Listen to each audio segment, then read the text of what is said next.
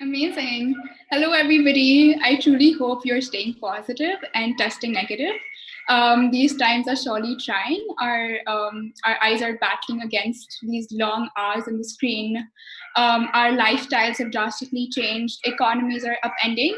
But I do hope you're making the most of the situation. You're practicing some self care and you're just hanging in there. Um, Honestly speaking, I'm just a little annoyed at how people discount the extremities of language by using superlatives on a daily basis because it makes it so much harder to describe just how amazing and inspiring the people that we have with us here today are.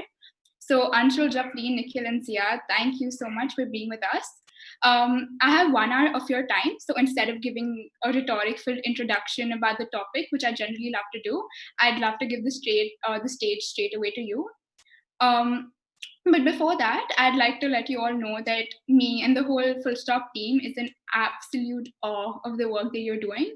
And just so everybody watching this panel here today has some more context, I just want to briefly introduce all of you, even though I could go on and on about all four of you. So firstly, we have Anshul with us. Anshul is a Ashoka Fellow and the founder and editor-in-chief of Youth Ki Awaz, YKA, which is India's largest online platform for young people to express themselves on issues of importance. He has worked across new media and online journalism as a media entrepreneur and is a first-generation entrepreneur.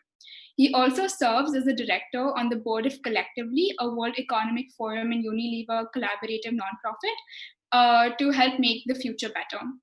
Youth Ki Awaz now has become India's #1 youth portal with millions of readers every month and over 40,000 volunteer journalists from across the world. Anshul was named a Young Innovator by the United Nations International Telecom Union for Innovation and Crowdsourcing in 2012. He is currently leading the business development and strategic vision of his organization. Anshul, as somebody who started off YKA at the age of 17, and is a first generation entrepreneur, you've persevered and you've taken something that you started at such a young age to such great heights. And we're just so excited to hear the inputs that you will add to our panel today. Thank you so Moving, much. thank you for being here.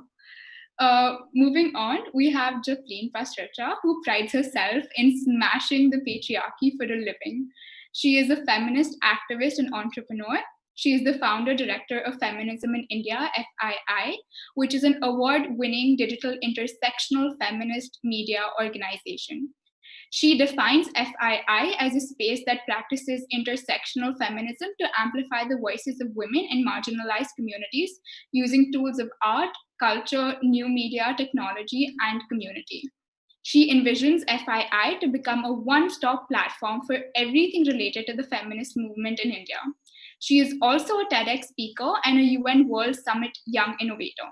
She has previously worked with Freedom House, which is a nonprofit based in the US, on a research report and advocacy campaign on online violence against women.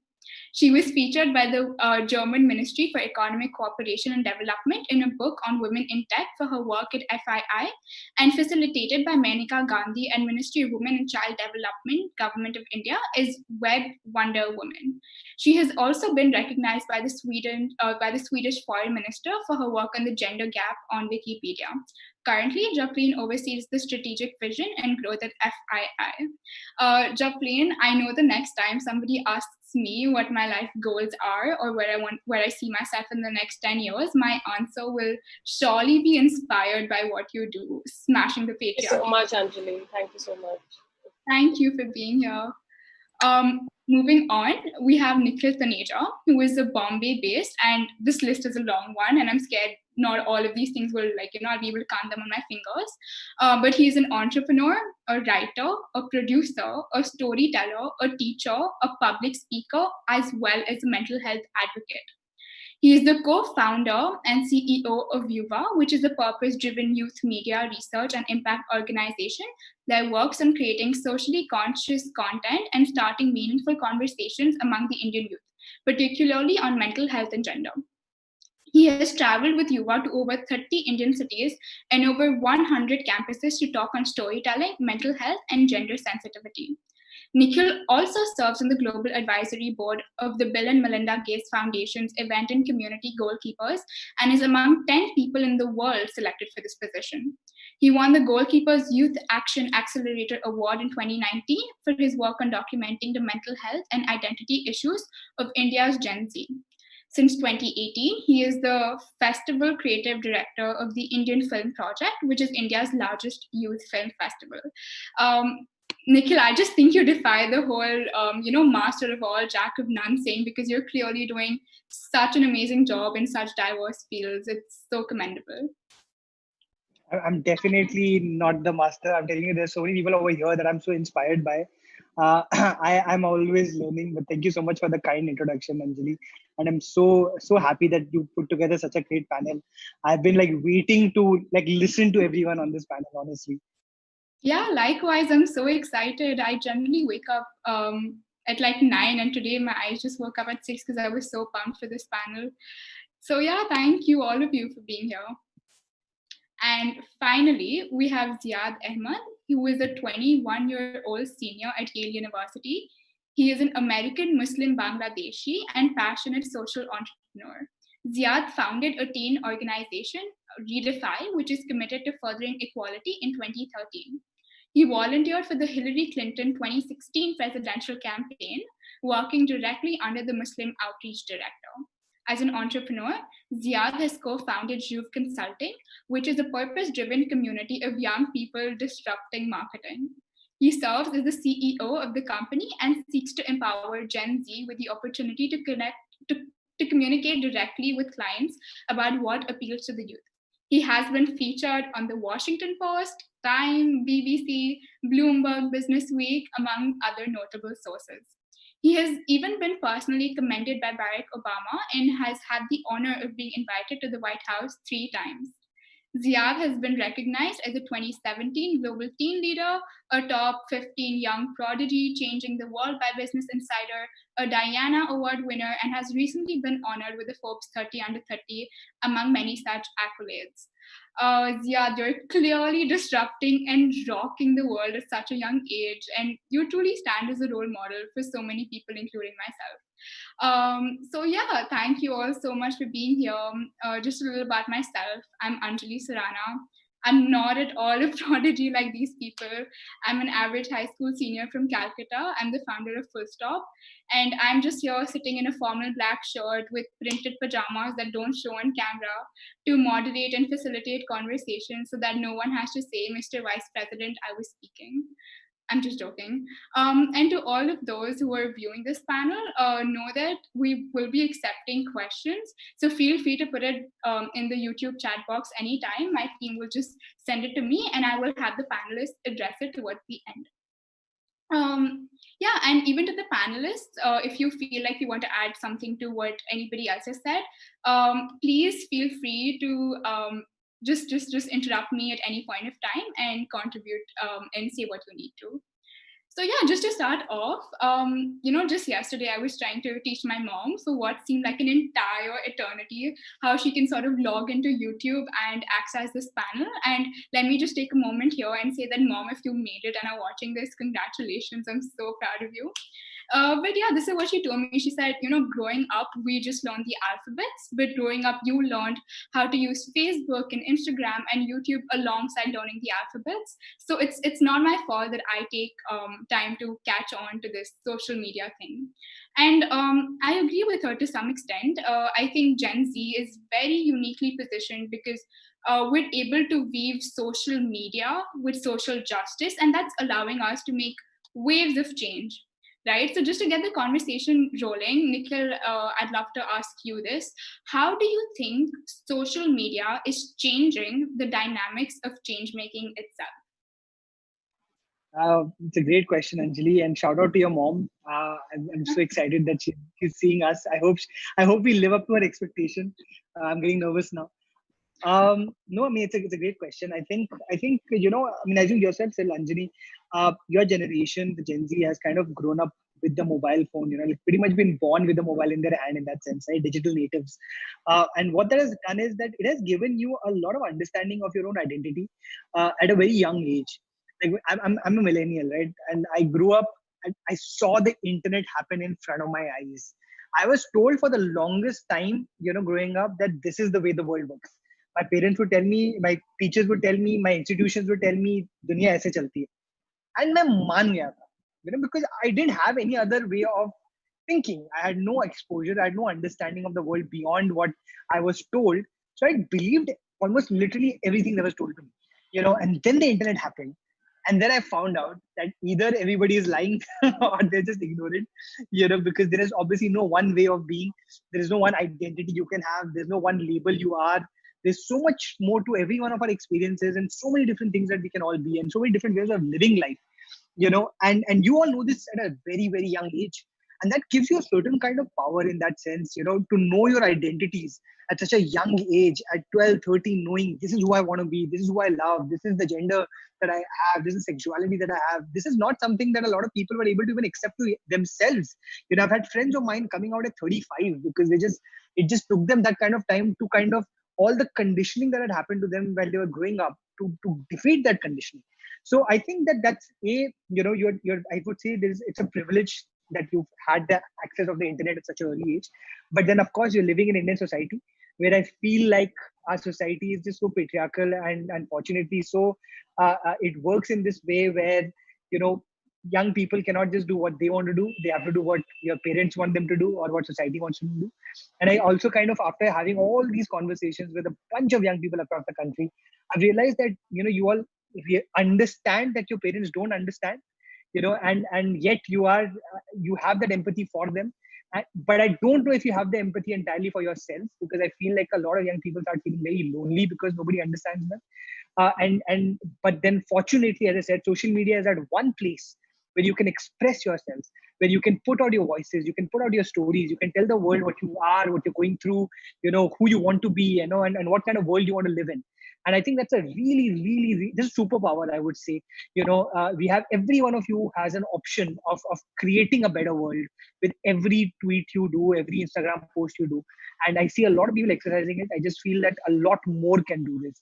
We don't have to feel, even if the world and society doesn't understand you, there is a community on the internet that is looking to feel less lonely, and perhaps does with every single post of somebody that they feel is hearing them or representing their voice.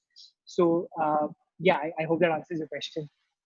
Yeah, amazing. I couldn't agree more. I think social media is definitely helping us identify as well as express our identity. And I think one thing that you said, we understand that our parents don't always understand. That also is so strong because, yeah, definitely, it's not like change can happen in one day.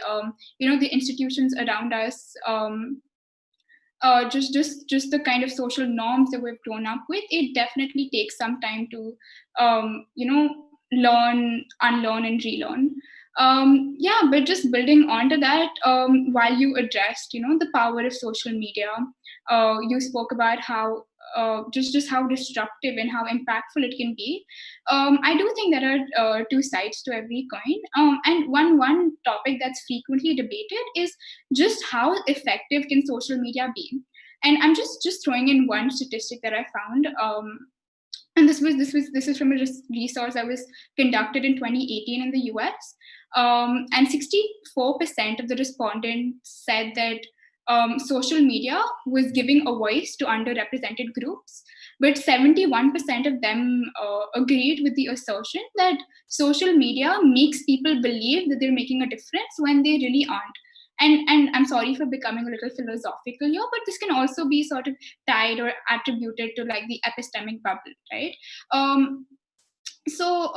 mean, but at the same time, 6 months of quarantine has taught us to live online. So it's perhaps unsurprising that it is what we saw online that sent us back onto the streets, be it in the US with Black Lives Matter protests or India with anti-rape protests. So Anshul, the next question, I'd like to direct it to you. To what extent do you think social media activism is helpful, and to what extent do you think it is enough? That's a very existential question. Anjali, because I live on the internet. I have everything I have done is because of the internet. But having said that, I think I've also learned that just being on social media is not enough. It's not enough in the times that we're living in. I think all of these things are very contextual to the time that you're living in. It's, when I started Youth Ki Awaz at that time, there was a serious problem that there were no platforms for young people to speak up. Now that problem does not exist anymore. People are creating their own platforms, right? You don't need a platform. Everything is a platform. But the problem has evolved drastically. The problem now is that there's literally nobody listening. You see what is happening to young people who are speaking up, be it student activists, be it young political leaders. It's happening across the country. It's happening across the world, not just the country. And it's not new, actually. There is a new Netflix series that has also come out about how young people protested in the US about the Vietnam War and the kind of backlash they faced from the government at that time. And that's very indicative of the fact that actually, from the point of view of intergenerational change, nothing really has evolved. Every generation feels that they are superior, and every generation feels that the next generation is not as good. If you talk to millennials beyond a couple of them that you're talking to right now, they'll be like, "Oh my God, Gen Z is like, they're like so much this and so much that and all of that." But the thing is that it's very difficult for us to put a blanket statement on whether social media is enough or whether social media is doing what it's supposed to do, or whether we should be able to, whether we should imagine social media as the end all of social change. If you ask me, having spent more than a decade trying to bring social change on social media, I feel it's definitely not enough. I think we have to meet people. I think we have to connect with people. Social media currently is not just a place where you network. It used to be, like when Facebook had just come out, people used to say, oh, it's a social network. It's not that anymore. It's a platform for polarization. It's a platform for misinformation. It's a platform for all of us to create these amazing bubbles in which we are so happy. So how do you break that is the big question right now. And there's just so much demand for change coming up by young people, for young people across the board. Right now, I see so many people saying that, you know what, we need to do this, we need to do that, we need to sign this petition, we need to go out and protest. And I support all of that as much as I can. And YK does that all along. But I feel that there is a very big need for us to target behavior. Our behaviors have evolved completely. It's changed. We've transitioned from being a generation that kind of grew up knowing that we have to listen, we have to agree to disagree, to a generation that's now growing up knowing that, you know what, I don't give a shit. I mean, pardon my language, but that's literally how it is. And there is a very small segment of extremely privileged internet users like us who will tell you that, you know what, everything is great and wow, so progressive and this and that, but that's not everything. That's actually nothing. You have to look beyond your immediate circles, and that's where the real power of social media comes in. I remember there was a documentary a couple of years back, I think 2015 or 16, by an Indian publication about how there is an extremist group in Western UP that is effectively using WhatsApp to mobilize 16, 17, 18, 19-year-olds to actually build hate. And not a few of them. There were lakhs of them that were being mobilized, right? There were more than 100,000 young people. So I feel today, if you ask me, is social media enough? Absolutely not. I think we need to go over and above what our understanding of social media is. Also, because just one last point, because, at the end of the day, social media is very heavily controlled by a few corporations that are essentially pushing content to make sure that they stay afloat, right? That's truly how it is. Again, Netflix documentary, etc., about it, all of it is already there. It's all proven. There are TED talks about how you see a different Google search depending on where you're searching from. So at the end of the day, I feel right now, and I say this a lot, right now, if I was going to start Youth Ki Awaz in 2020, maybe I would start very differently. Maybe I would connect with people more in a more interpersonal manner, because times have changed quite drastically, and I don't think social media is the end all of social change. I think it's a phenomenal tool. It's a means to an end, but it's definitely not the end. Yeah, absolutely. I think that's so important for us to note and understand that social media is a great tool when used correctly, but like you said, not the end or the whole means of achieving the change that you want. And yeah, while you identified and spoke about one of the, I'd say, cons of social media, and just how illusional it can make us, I think there's another one that we can identify, and that's recently growing across the globe. We frame it as the cancel culture. And yes, while the cancel culture will work if you're talking to like the Weinsteins or people who have done irrevocable harm, it's kind of now spreading to literally anybody who's ever made a mistake. And I think that happens because as a generation, we often forget that, we're all growing, and as cliche as it sounds, we're just not perfect. And, sometimes culture and, social constructs are just so imbued and institutionalized around us that it can be hard to identify and rectify it. And often what the cancel culture does is it hinders our motivation to sort of unlearn and relearn. So my next question is actually directed to Japleen, and I'd love to, and this is to you specifically because I've seen that people have a tendency to, and they find it easier to sort of cancel feminists than canceling those who are outright sexist around them. And I think that also puts like this unrealistic pressure on those trying to amplify and use their voice. Sure, we must do background checks on everything. Nikhil with Yuva did a whole campaign on this. But it can really deter people from raising their voice. So I'd love to know your thoughts on the cancel culture and how you suggest we can avoid it. Thanks, Anjali. So I think cancel culture, it's not very easy to dismiss it. And it's not, as binary as black and white, because in many occasions we have seen that cancel culture, or, I would rephrase it and say naming and shaming, has helped for a lot of women to voice their, to call out their perpetrators, to call out their harassers. And when there is a huge power hierarchy, sometimes there is no other option than, naming and shaming them on social media or on public channels, right? But of course, we also know the very complexity of cancel culture and how it can be misused. So I wouldn't, dismiss it completely. I think it's a very nuanced conversation around cancel culture, and it really needs to be seen in the context of the conversation that is happening, or whatever the incident is. Secondly, on your question on attacking feminists, so yeah, that's a very, I think that's a hobby of generally people on the internet. I won't even say trolls or right wing, because like literally everybody does. I just had a session today morning, and somebody asked me, if they saw some tweet where if I got trolled, and I think I have internalized trolling and hate speech so much that whenever people ask me, I just laugh it off and say, yeah, that's a daily thing, because it really is a daily thing. Like, we get trolled daily. Everything that we put out has at least one comment saying, oh, you feminazis, or feminism is cancer, or, the drill, right? So when an organization like ours, and I know that other organizations here, Youth Ki Awaz, you also receive such kind of backlash.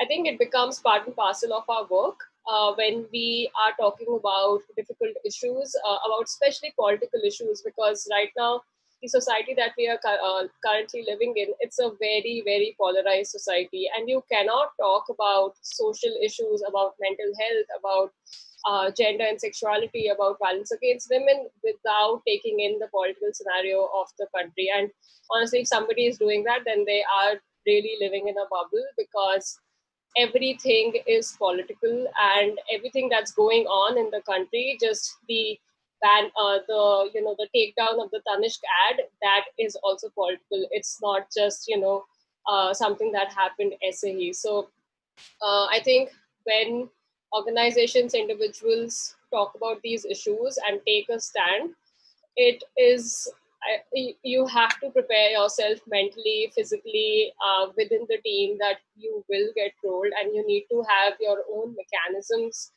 So as a team, we have accepted that as a fact. We are an all women's team, and we have certain mechanisms that we have put into place to ensure that there is, I mean, I won't say that there is no harm to the team's mental health, because again, that is not possible, unfortunately.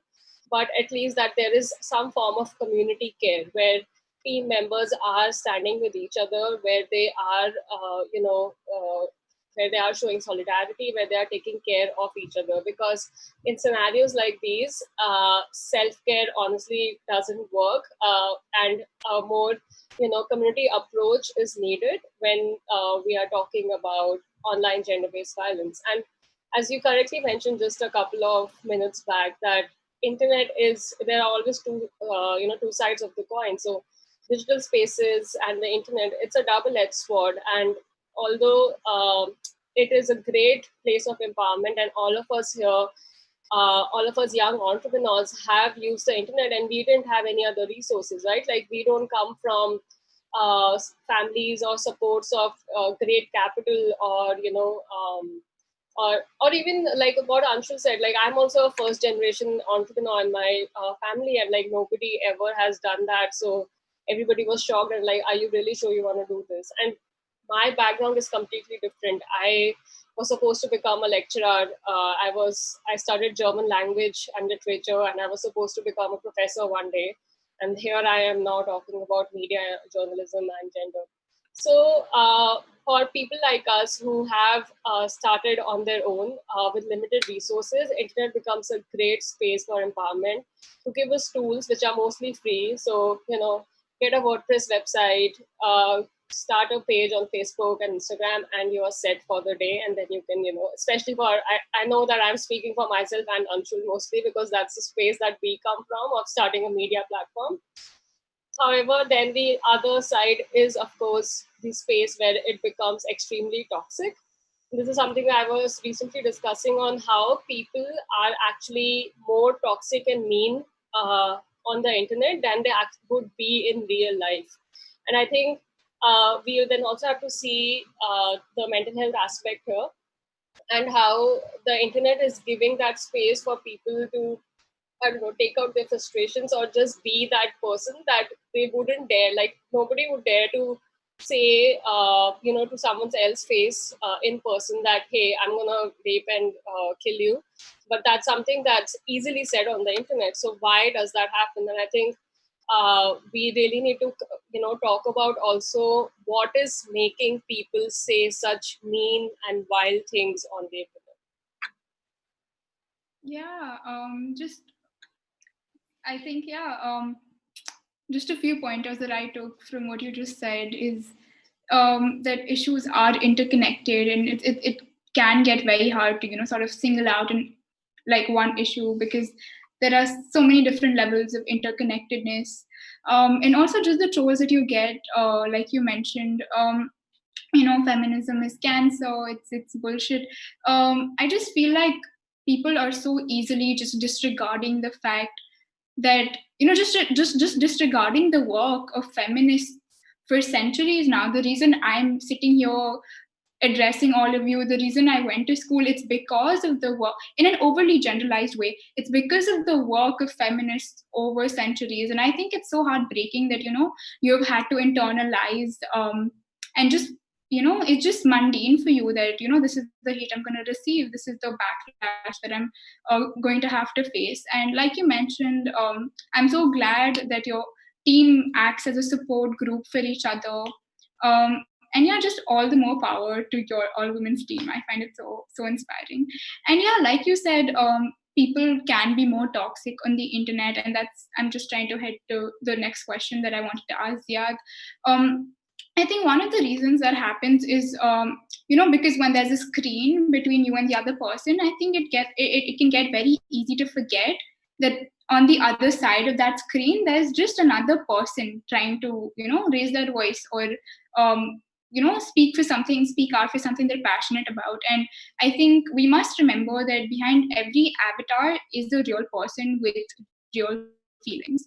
So Ziad, I was just wondering what your take was on how we can sort of achieve accountability while not canceling somebody, and just the difference between constructive criticism and flat out hostility? How can we encourage healthy dialogue that doesn't turn into harassment or cyberbullying? Yeah. Well, so first of all, I want to say thank you so much for having me, Anjali, and your introduction was far too kind, and I'm very grateful to be here. And you're certainly not average by any stretch of the measure, and really impressed with how you're moderating this far better than I could have. But to answer your question, it's a tricky one, and one that I don't know that I have the answer to, or one that I as a person of privilege have a right to decide. Right? I think that I certainly have thoughts on the question that I'll share, but I know that these things, are tricky and fraught, and to Japleen's point, it's nuanced and it's not binary, right? And certainly those in positions of power and privilege and who have platform should be held accountable and should be challenged to be better. But what I hope for, what I believe, is that it should be based in compassion, right? It should be based in respect, right? Like, we want people to be better, right? We want people to do more, and also it should be rooted in fact, not fiction, right? And I think so much of what the internet is right now is people just read a headline and think they're experts on something, and I find myself guilty of this too. Right? Like, we speak with such conviction because we read a few tweets or read a headline and it aligned with our preconceived notion. And so we internalize it as fact. And then when we speak about something, it comes out as fact. But there is so much misinformation. And we see that regarding TikTok influencers, politicians, right? In major world issues, right? That there's so much misinformation out there, and it makes it that much harder, right? To hold people accountable, because then people are just disagreeing with each other about what's true. Right? And we can't even have substantive conversations about how we can actually have a pathway forward, because we're just debating about, like, well, did they say this or not? Right? And is this a rumor or not? And I think that there's a lot of distraction on social media right now. And I think to the earlier points, right, like, social media is a mixed bag. It is both the best and worst thing that's ever happened to me, right? Social media is, I would go beyond, what earlier speakers said. I don't think it's just a tool. I think it's a language that I speak. Right? I think about social media much like I think of English, right? It has the capacity to make me my most empowered self, because when I speak and I make my voice heard, that makes me feel good. But it also has the power to make me feel my smallest, because when people use it against me to say mean things, it makes me feel bad, right? And I think of social media similarly. It is not simply, a tool to me. It is a language that I speak, and something that is quite, inextricable and inescapable, in terms of my reality as a Gen Z, or as a young person who built, a nonprofit, a company, a life in many ways online, has made many of my best friends online. And I wouldn't trade that for the world. But do I hope that social media platforms take more accountability for the fact that misinformation, that hate speech, that cyberbullying is so prevalent, right? And revert back to chronological feeds that actually encourage dialogue, rather than algorithms that optimize for advertiser rather than consumer? Like, absolutely. Like, there is systematic change necessary within platform to keep more communities safe and empowered. And I also hope that we,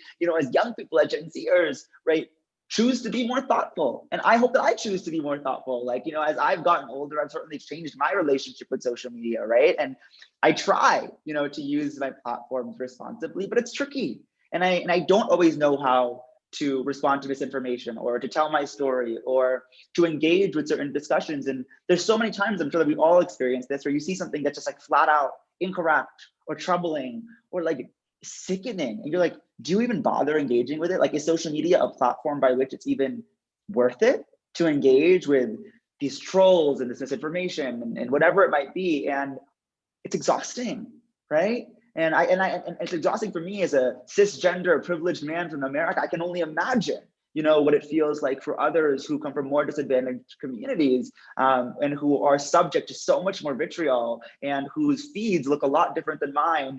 Because I am friends with a lot of people who share sort of political leanings, with me and et cetera. But other folks are coming from backgrounds where they might be the only, progressive in their area, or whatever, and what their feeds might look like. And that's exhausting to constantly be like, do I comment on every single one? Like, is that the responsibility? Is that the obligation? I think we're in a moment where, one, our social media platforms have let us down, right? The language that we speak has let us down, because it's not empowering us to express ourselves the best way that we can, and with as much humanity and compassion and respect as I think we deserve. And I also think that, beyond that, we're also in a moment where like we're constantly having to reset social norms right on social media, because platforms evolve so quickly and new platforms emerge so quickly, right? And the landscape is changing so quickly. And I don't know that there are established social norms on these platforms regarding, you know, what is respectful, right? And what is the right way to keep people accountable? And I don't know that I have good answers to these questions, but I know that they're questions that need to be answered, right? And I think there's a lack of leadership, right, frankly, right, on the part of both, you know, social media platforms, you know, and maybe, you know, Gen Zers alike, insofar as, you know, where do we go from here, and how do we make an internet climate that makes us feel like our best selves, right? And that, you know, centers, you know, diverse and new voices and conversations, and that allows for dialogue and conversation and community. And I think in parts there are circles where that's happening, and there are other circles where that's the opposite of what's happening. And I hope so sincerely, you know, for an internet where we absolutely critique and challenge and hold people accountable, but do it from a place of, you know, respect and compassion and optimism, right? That this world, that we must and can be better. And I hope for a world where, you know, when we log on to our social media, it doesn't make us feel smaller, and it doesn't make us feel quieter.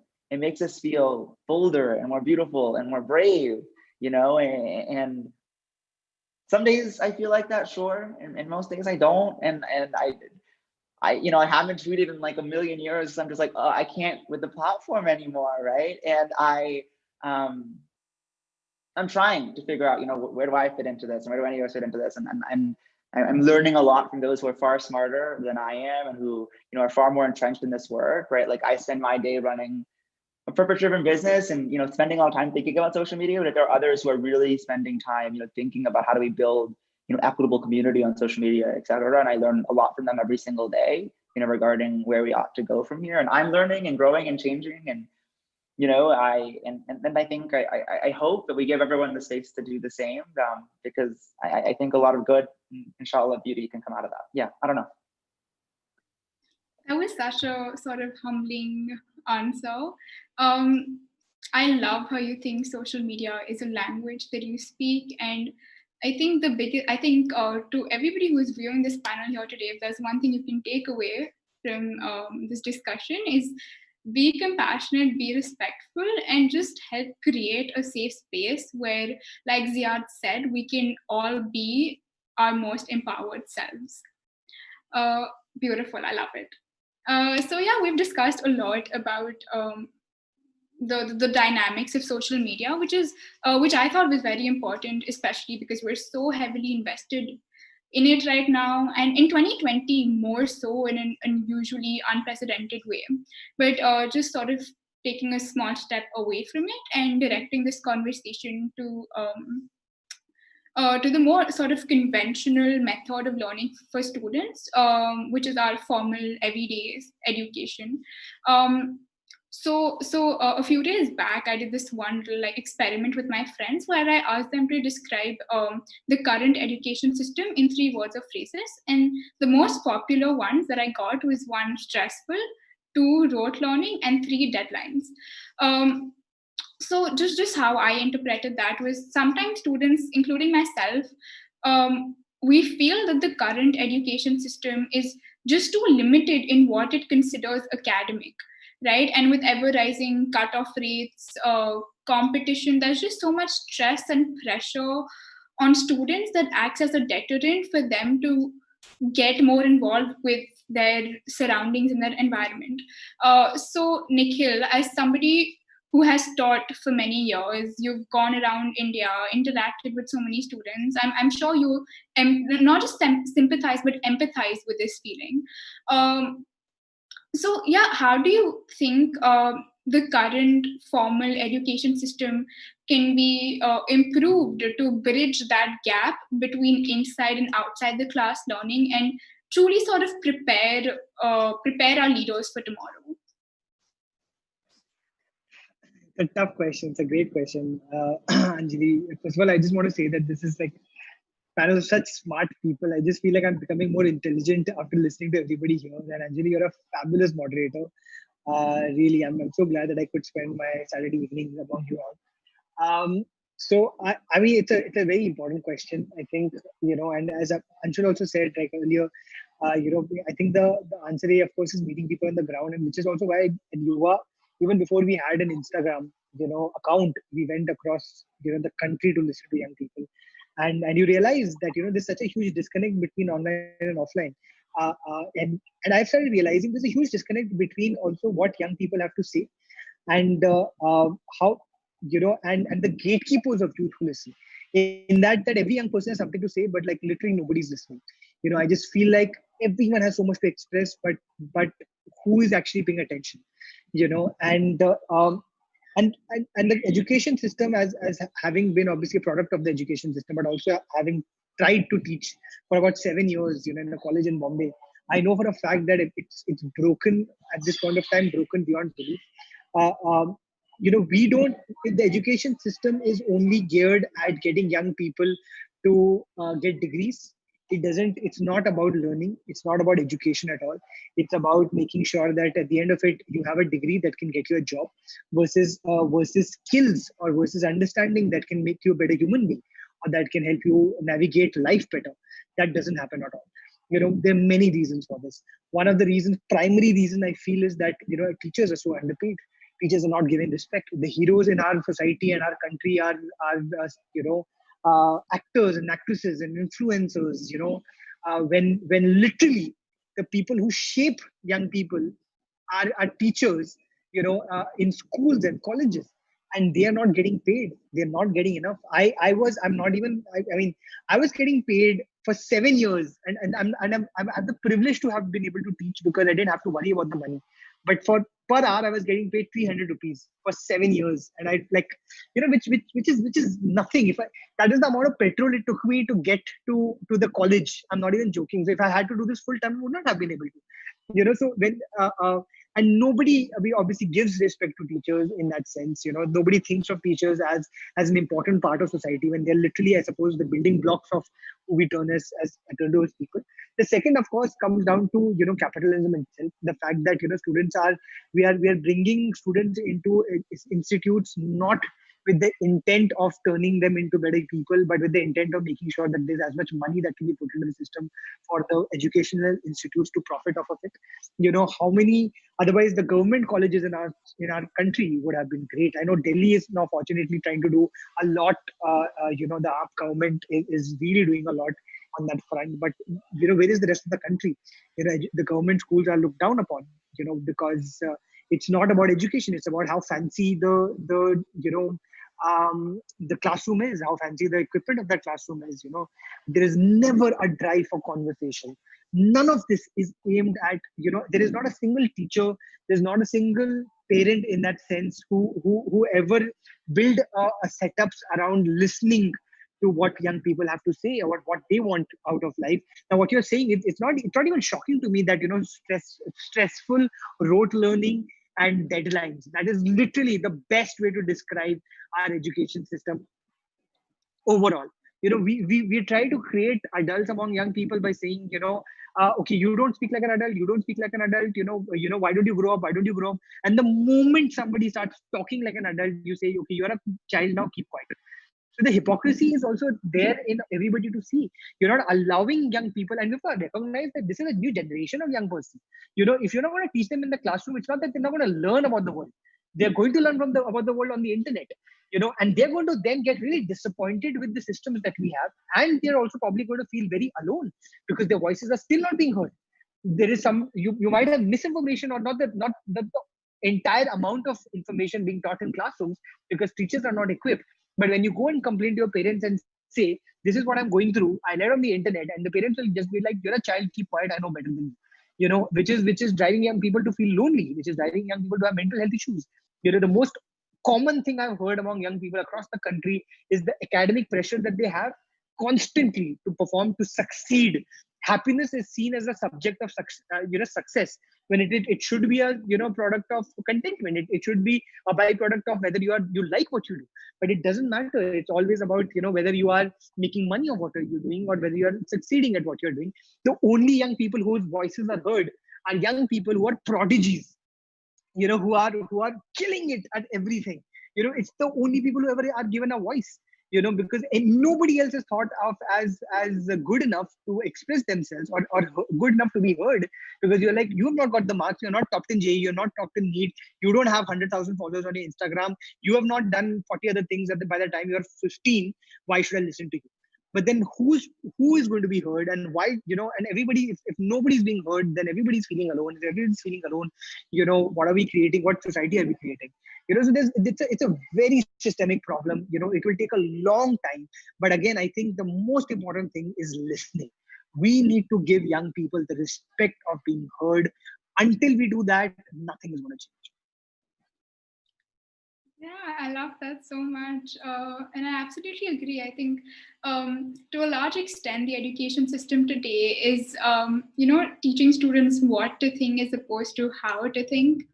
And like you mentioned, capitalism itself, it's making us believe that our worth is based only and entirely on the profession that we're engaged in, which college we end up at, and our grade sheets from class 10 and 12. And that's definitely not okay. And something I love that you said is, why do we need to be a superman or superwoman or a super person to have a voice?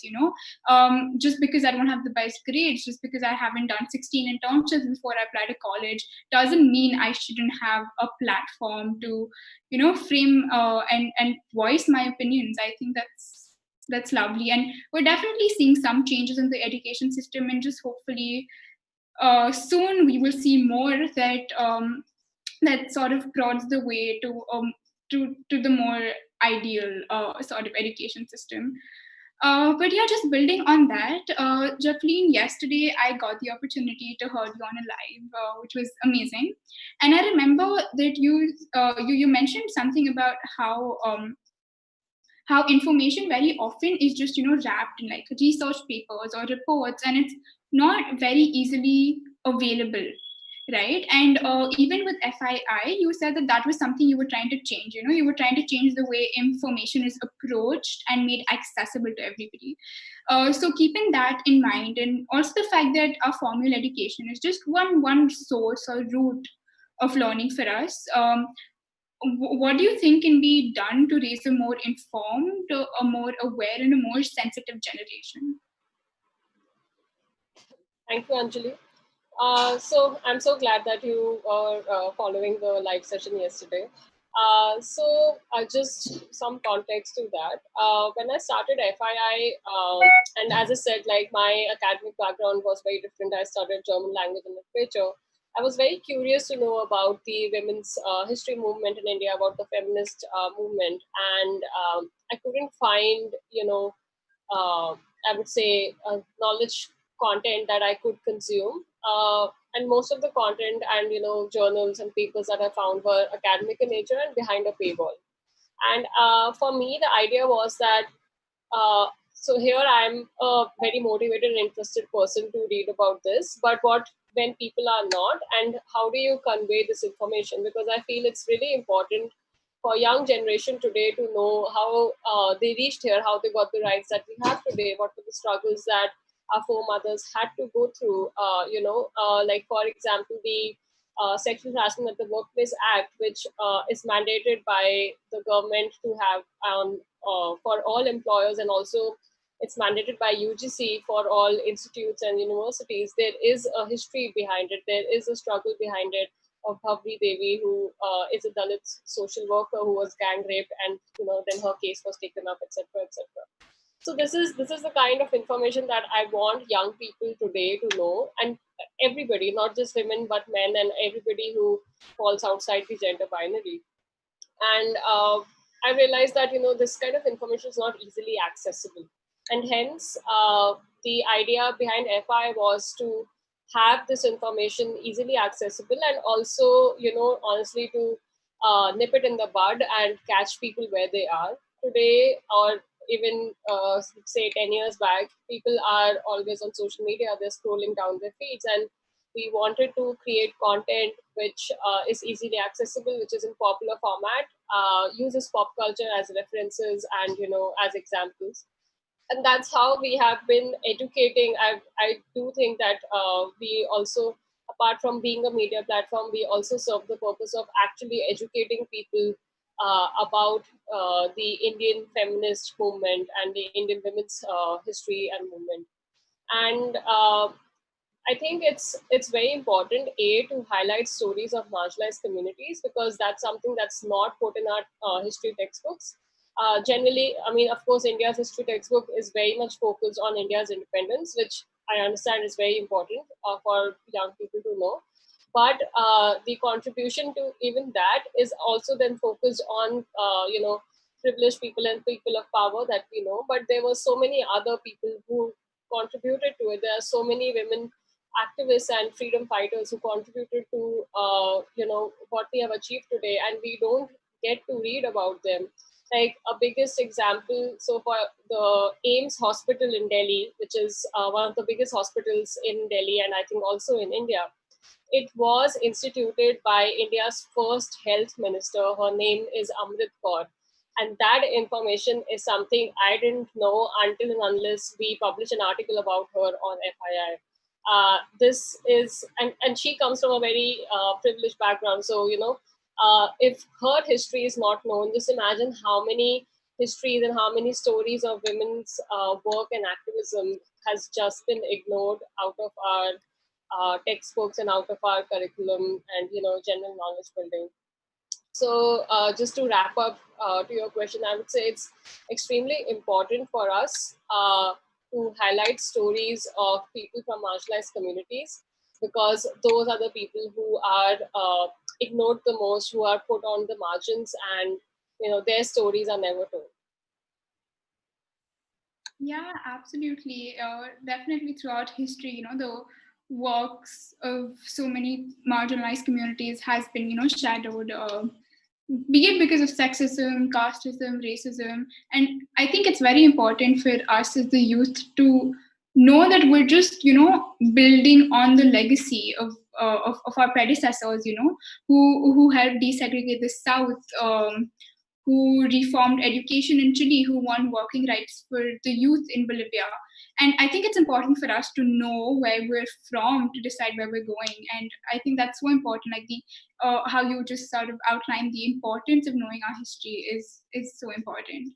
But yeah, just building onto that. And this is one thing that's come up a lot of times in this panel discussion already. It's that very often this generation, Gen Z, we're labeled the generation that just got everything very easily, communication, transportation, etc. And the whole we're often just treated as if we're just jumping on this bandwagon of adolescent insolence, that we're just trying to be rude and be rebels without a cause every time we try to defy social norms and rules.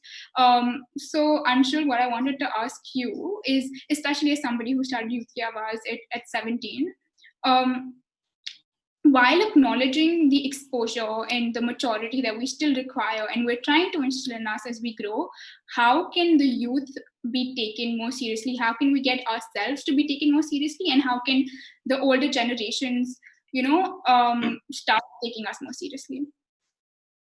Thank you, Anjali. I'll answer this question. I'll just add on to what Japleen and Nikhil also said in the previous one. First thing is stop caring. It's very, very important. And I'll tell you why it's important. Because when I was 17, I shouldn't be answering this question because I'm a millennial. And I'll tell you why I'm saying that. Because when I was 17, I hated when Gen X, which was the generation before me, was answering questions on my behalf. So the only thing that I did was I stopped caring, right? I didn't care about what my, elders or people who were older than me were saying. That's the first thing. And the second thing was I tried to take back agency as much as possible. Obviously, it also comes from having a lot of access and privilege. My parents were super supportive. My siblings were really supportive. And I could navigate a lot, because of just having that support. But having said that, I feel this is a problem with every generation. I know my father's generation would have felt the same with my grandfather's generation. My brother's generation felt the same with my father's generation.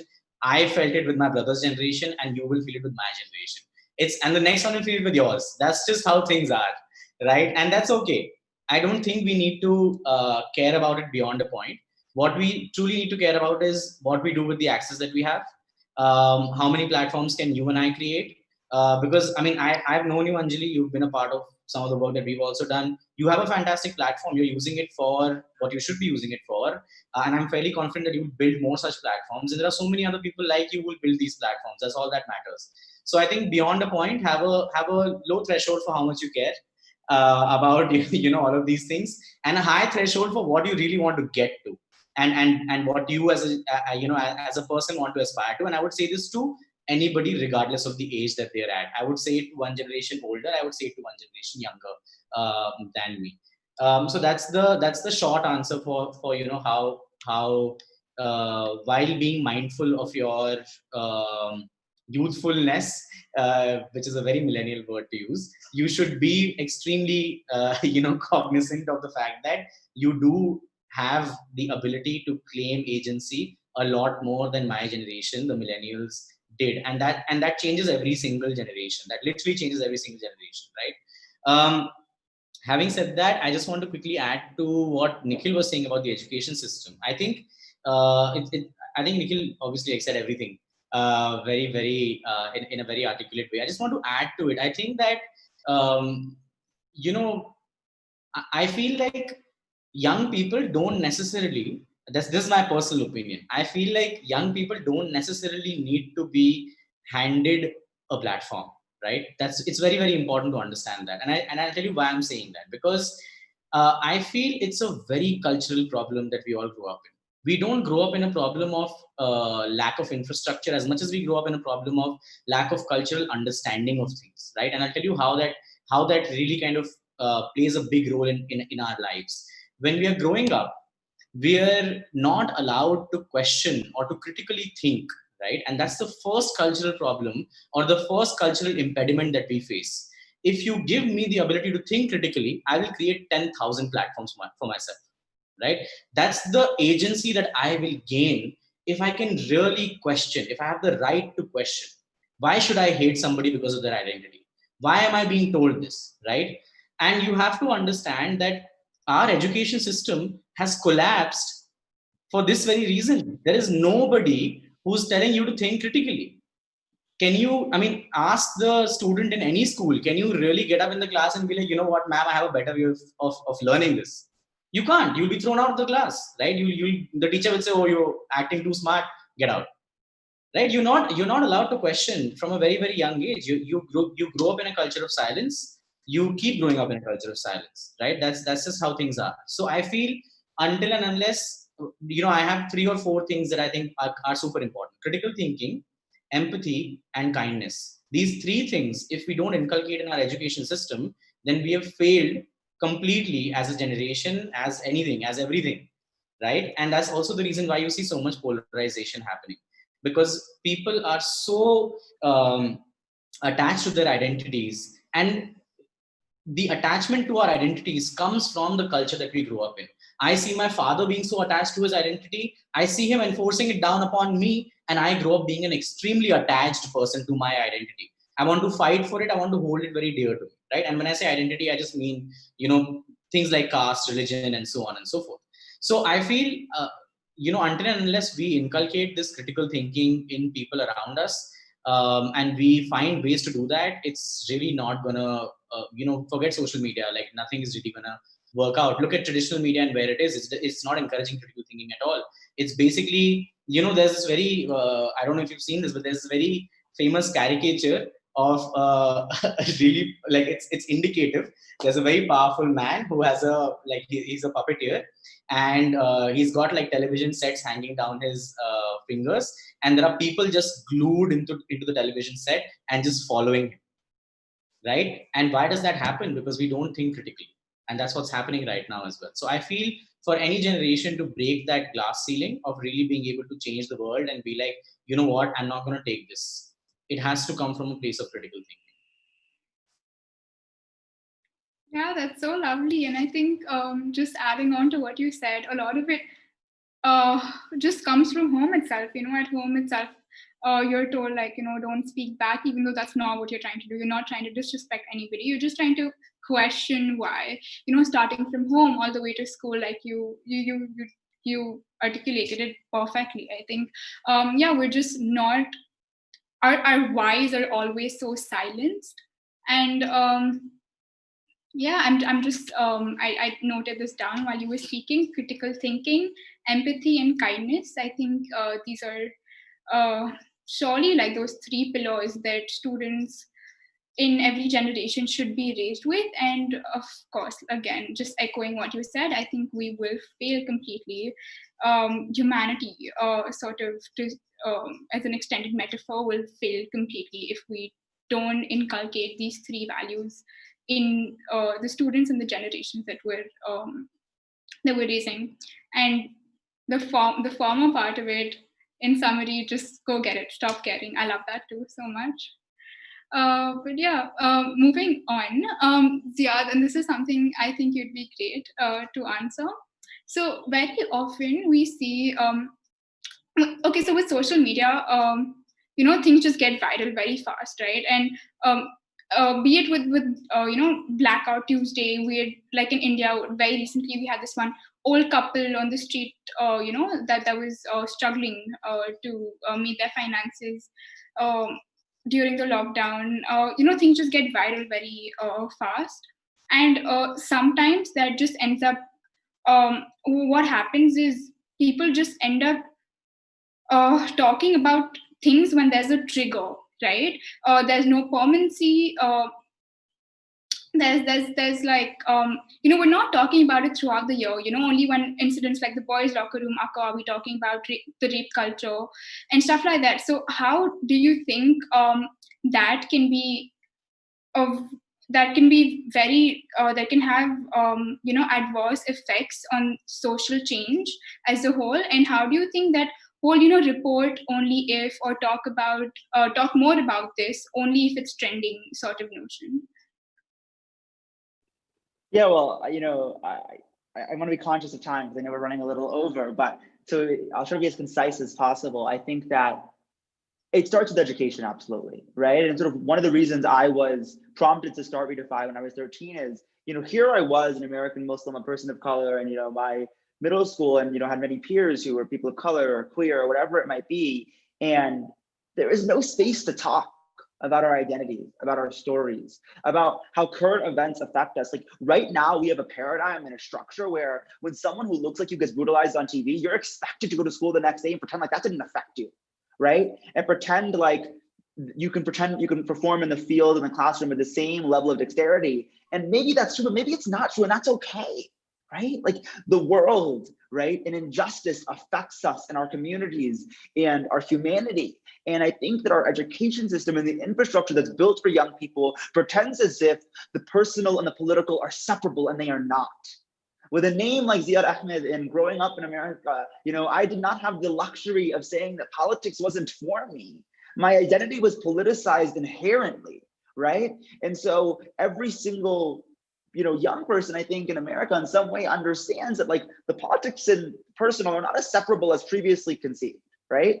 And our education system, our infrastructure, our leadership need to acknowledge that and accommodate for that by creating the infrastructure by which we can engage with these issues substantively. And I think so many teachers are scared of talking about politics because they're scared of getting it wrong, instead of scared of how they're erasing their own students' identities by ignoring the issue altogether.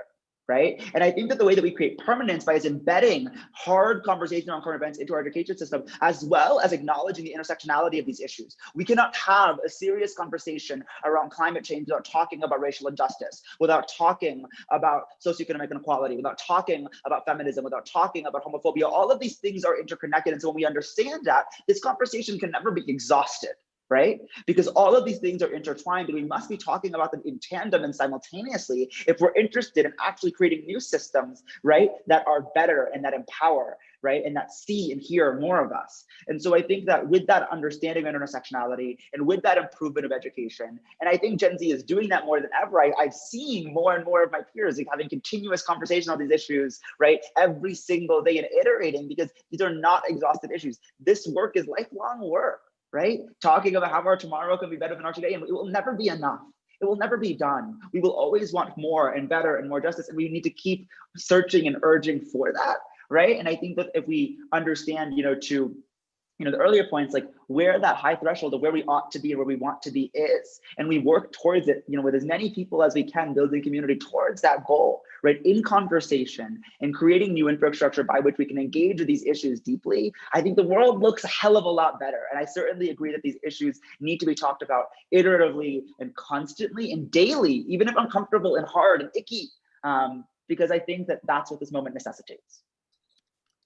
Yeah, I love that. I think uncomfortable conversations need to be had, and I think we're just so scared sometimes of getting it wrong that we ignore it altogether, like you said. So yeah, definitely, I think we need the higher authorities to make platforms where our passions can substantiate into something more solid.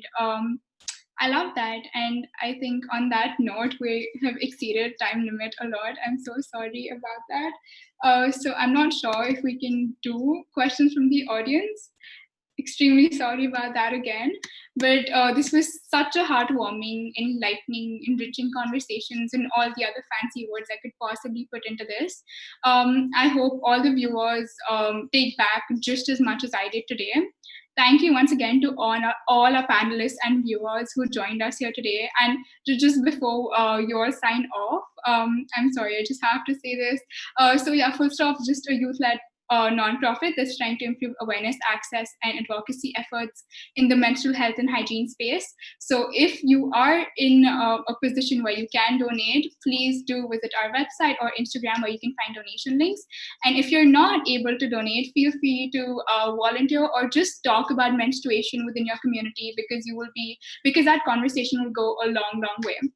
And with that, just once again, thank you so much for joining. Take care, stay safe, and have a good remaining weekend.